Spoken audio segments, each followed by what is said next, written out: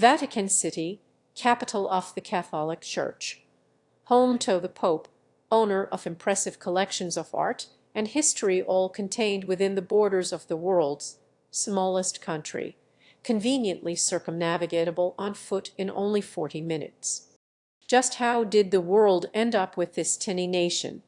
The short answer is because Mussolini, and the long answer is fiendishly complicated, so here's a simplified medium version.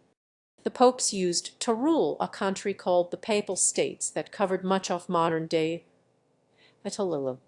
It was during this 1,000-plus-year reign that the popes constructed St. Peter's Basilica, the largest church in the world, and also built a wall around the base of a hill known as Vatican, upon which St. Peter's stood.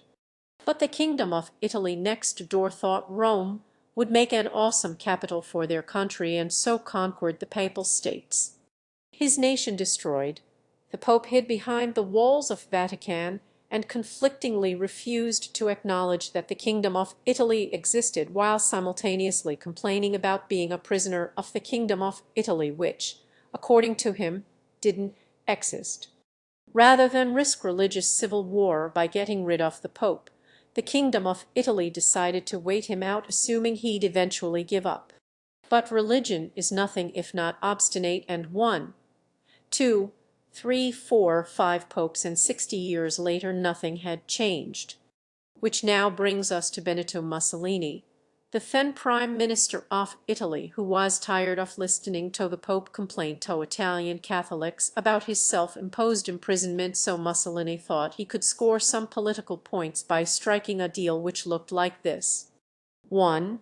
Italy gave the land of Vatican to the Pope, and 2. Italy gave the Pope a bunch of apology money. In return, the Pope acknowledged that Italy existed, and 2. The Pope promised to remain neutral in politics and wars on the off chance that, Mussolini thought this might be a thing. The deal was signed, and a new country, Vatican City, was born. And today that tiny nation on a hill has all the things you'd expect of a country: its own government that makes its own laws that are enforced by its own police, who put people who break them in its own jail. It also has its own bank, and prints its own stamps, and issues its own license plates, though only its citizens can drive within its borders, presumably because of the terrible parking, and as the true mark of any self-respecting nation, it has its own top-level dome.